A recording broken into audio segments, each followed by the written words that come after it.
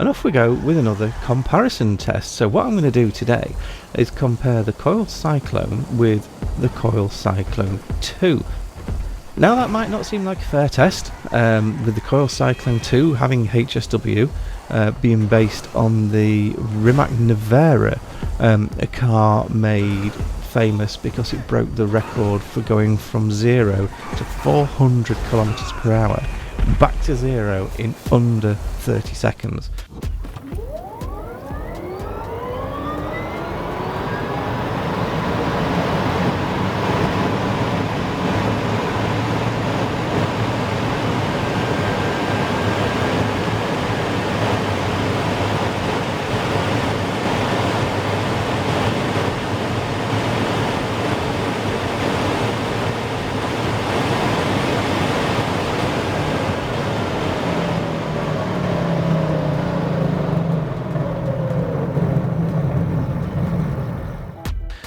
And then taking that and comparing that with the Coil Cyclone, which is based on the Rimac Concept 1, a car made famous because Richard Hammond drove one off of a cliff.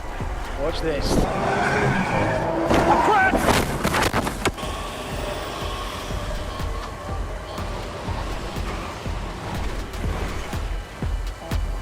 So it hardly seems fair, but there is method in my madness. Now, the reason I'm doing this comparison is if you look at this driving the Cyclone through the streets, it's actually quite nice. Really, really, really lovely car to drive through the streets.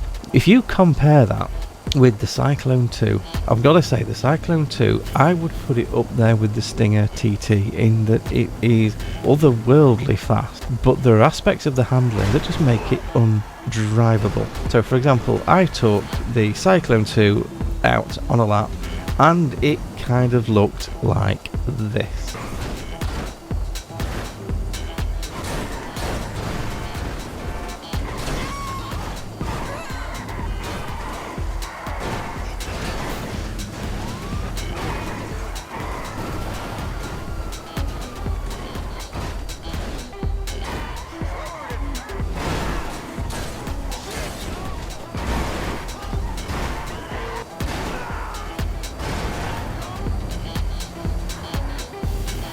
So then you compare that with how smooth and easy it is to drive the Cyclone, and that's where I feel like this comparison is worthy, because the Cyclone 2 is one of those that's just too fast to be controllable. Now I do take some of the blame for that. I did put all the HSW stuff on it, and I think the main issue with the Cyclone 2 is the HSW suspension. It's too low.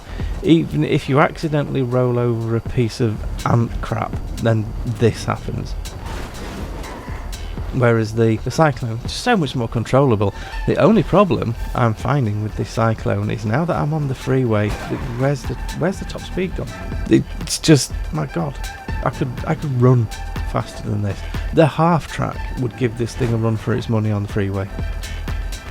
Time for top speed tests.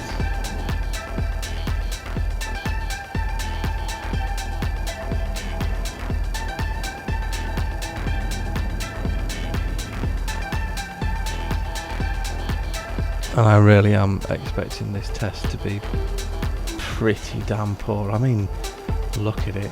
It's just crawling along, it's ridiculous. And that's something that I do find slightly annoying. I mean, it's not keeping me up at night, so I'll give you that.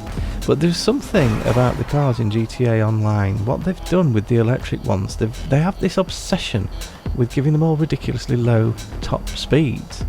And I don't know why they do that, because in real life, the high-end, high-performance supercars, electric cars, do not have particularly low top speeds. So I don't know why they insist on crippling them in the game like this.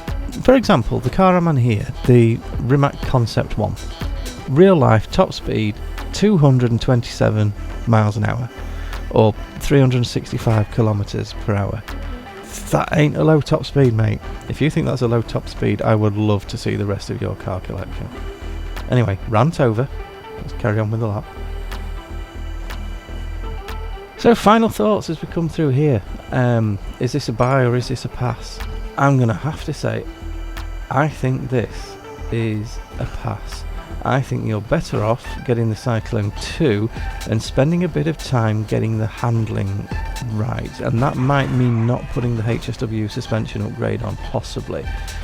But this is, for as much as it's nicer to drive around the city and as good as it looks, the top speed is just appalling. I mean, it took forever to do this lap, or it felt like forever anyway.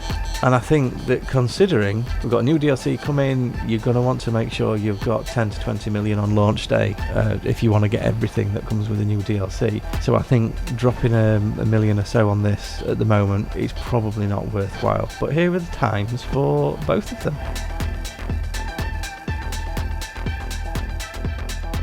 So there we go, I will keep these coming. It's a 2-week update period this time, because obviously we've got the new update coming out in just over a week, I think it is now.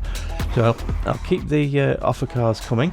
I was supposed to have uploaded the D10 before now, but I hated the edit, so I scrapped it, and I'm going to redo that one, and that one will now be up a little bit later. But yeah, thank you for keep coming by, thank you for all your comments, and I will see you all in the next one.